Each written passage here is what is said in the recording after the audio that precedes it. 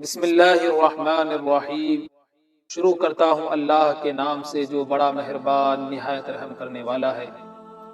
محترم ناظرین و سامعین، السلام علیکم ورحمۃ اللہ وبرکاتہ۔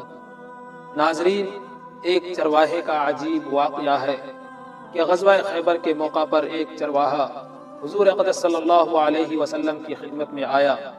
وہ یہودیوں کی بکریاں چرایا کرتا تھا۔ اس چرواہے نے جب دیکھا کہ خیبر سے باہر مسلمانوں کا لشکر پڑاؤ ڈالے ہوئے ہیں، اس کے دل میں خیال آیا کہ میں جا کر ان سے ملاقات کروں اور دیکھوں کہ یہ مسلمان کیا کہتے ہیں اور کیا کرتے ہیں۔ چنانچہ بکریاں چراتا ہوا مسلمانوں کے لشکر میں آ پہنچا اور ان سے پوچھا کہ تمہارے سردار کہاں ہے؟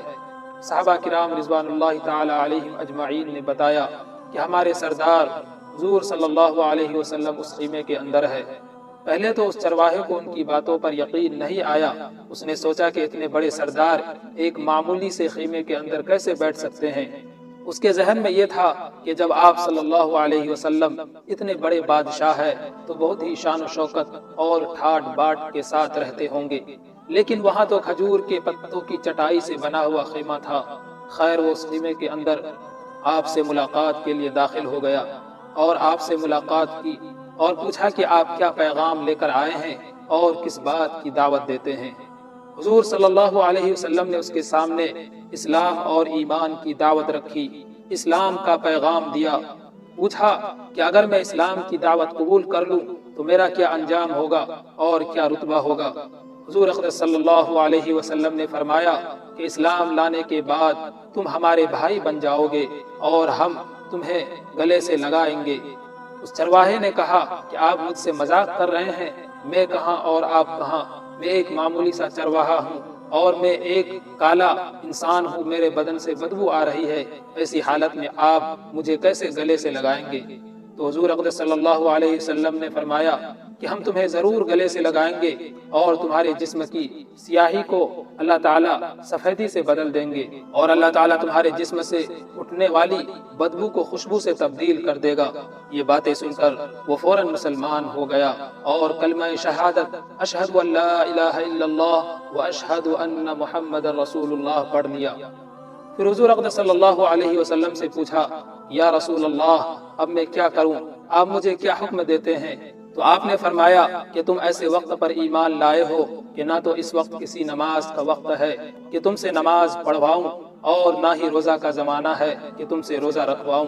زکوٰۃ تم پر فرض نہیں ہے، اس وقت تو صرف ایک ہی عبادت ہو رہی ہے جو تلوار کی چھاؤں میں انجام دی جاتی ہے، اور وہ ہے جہاد فی سبیل اللہ۔ اس چرواہے نے کہا، یا رسول اللہ، میں اس جہاد میں شامل ہو جاتا ہوں، لیکن جو شخص جہاد میں شامل ہوتا ہے اس کے لیے دو میں سے ایک صورت ہوتی ہے، ایک یا تو غازی ہوتا ہے یا شہید ہوتا ہے۔ تو اگر میں اس جہاد میں شہید ہو جاؤں تو آپ میری کوئی ضمانت لیجئے گا؟ حضور اقدس صلی اللہ علیہ وسلم نے فرمایا کہ میں اس بات کی ضمانت لیتا ہوں کہ اگر تم اس جہاد میں شہید ہو گئے تو اللہ تعالیٰ تمہیں جنت میں پہنچا دے گا اور تمہارے جسم کی بدبو کو خوشبو سے تبدیل فرما دے گا اور تمہارے چہرے کی سیاہی کو سفیدی میں تبدیل فرما دے گا۔ چونکہ وہ چرواہا یہودیوں کی بکریاں چراتا ہوا وہاں پہنچا تھا، اس لیے حضور اقدس صلی اللہ علیہ وسلم نے فرمایا کہ تم یہودیوں کی جو بکریاں لے کر آئے ہو ان کو جا کر واپس کر آؤ، اس لیے کہ یہ بکریاں تمہارے پاس امانت ہے۔ دوستو، اس سے اندازہ لگائے کہ جن لوگوں کے ساتھ جنگ ہو رہی ہے، جن کا محاصرہ کیا ہوا ہے، ان کا مال غنیمت ہے، لیکن چونکہ وہ چرواہا بکریاں کانٹریکٹ پر لے کر آیا تھا، اس لیے آپ نے حکم دیا کہ پہلے وہ بکریاں واپس کر کے آؤ، پھر آ کر جہاد میں شامل ہونا۔ چنانچہ اس چرواہے نے جا کر بکریاں واپس کی اور واپس آ کر جہاد میں شامل ہوا اور میدان جہاد میں لڑتا رہا۔ آخرکار ایک وقت ایسا آیا کہ وہ شہید ہو گیا۔ لہذا جب جنگ ختم ہو گئی تو حضور اقدس صلی اللہ علیہ وسلم لشکر کا جائزہ لینے لگے۔ ایک جگہ آپ نے دیکھا کہ صحابہ کرام کا مجمع اکٹھا ہے۔ جب آپ قریب پہنچے تو ان سے پوچھا کہ کیا بات ہے؟ صحابہ کرام نے فرمایا، جو لوگ جنگ میں شہید ہو گئے ہیں ان میں سے ایک آدمی ایسا بھی ہے کہ جس کو ہم میں سے کوئی نہیں پہچانتا ہے۔ آپ نے فرمایا کہ مجھے دکھاؤ۔ جب آپ نے دیکھا تو فرمایا کہ تم اس شخص کو نہیں پہچانتے، مگر اس شخص کو میں پہچانتا ہوں، یہ وہ چرواہا ہے اور یہ وہ عجیب و غریب بندہ ہے جس نے اللہ کی راہ میں ایک بھی سجدہ نہیں کیا، اور میں اس بات کی گواہی دیتا ہوں کہ اللہ تعالیٰ اس کو سیدھا جنت الفردوس میں پہنچا دیا ہے، اور میری آنکھیں دیکھ رہی ہے کہ ملائکہ اس کو غسل دے رہے ہیں اور اس کی سیاہی یعنی کالے پن کو سفیدی میں تبدیل کر دیا ہے، اور اس کی بدبو خوشبو سے تبدیل ہو گئی ہے۔ دوستو اندازہ لگائیے کہ اگر کچھ عرصہ پہلے اس چرواہے کو موت آ جاتی تو سیدھا جہنم میں جاتا وہ، لیکن اب اس حالت میں موت آئی کہ ایمان لا چکا تھا اور سرکار دو عالم صلی اللہ علیہ وسلم کا غلام بن چکا تھا۔ تو اب اللہ تعالیٰ نے اتنا بڑا انقلاب پیدا فرما دیا، اسی لیے فرمایا کہ اعتبار خاتمے کا ہے، اسی لیے بڑے بڑے لوگ لرزتے رہتے ہیں اور یہ دعا کرتے رہتے ہیں، یا اللہ حسن خاتمہ عطا فرما، یعنی ایمان پر خاتمہ عطا فرما۔ کس بات پر انسان کو ناز ہے، فخر کرتا ہے اور اتراتا ہے کہ ہم تو بہت بڑے ہیں، ہم تو اس دنیا میں بہت سارے مال و دولت کے مالک ہو گئے ہیں، لیکن اسے معلوم نہیں کہ اس کی موت کس حالت میں آئے گی۔ اس لیے انسان کو یہ سمجھنا چاہیے، ہر وقت اسے اللہ سے ڈرنا چاہیے۔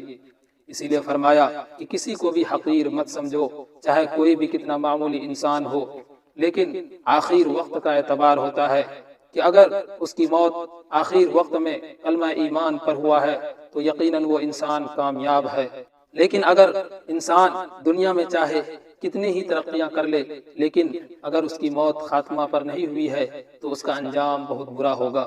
اللہ تعالیٰ سے دعا کرے کہ اللہ تعالیٰ ہمیں بھی رسول کا سچا عاشق بنا دے، اللہ تعالیٰ ہم تمام لوگوں کی غلطیوں کو معاف فرما دے، آمین۔